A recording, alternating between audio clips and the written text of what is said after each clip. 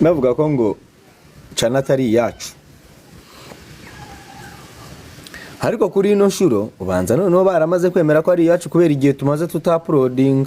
Ariko ndashimira abantu mwese mwakoze subscribe kuri YAGO TV show, ko nubu ndacyabona abantu baraza bagakora sabone kabisa. Mukomeze mushonje muhishiwe.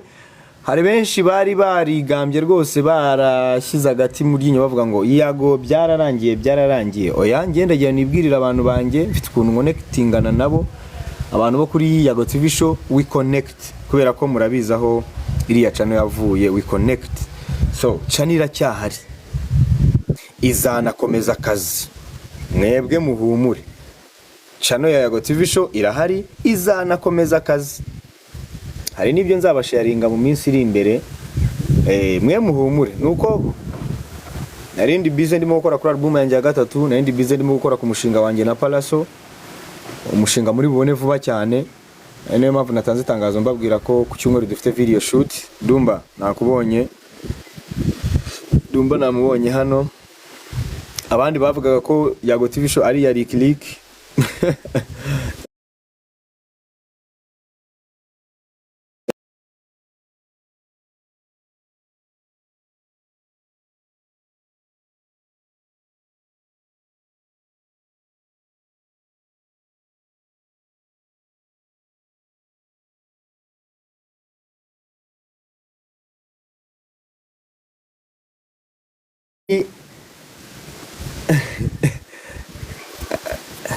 Hari ibintu byinshi shaka kuvuga, ariko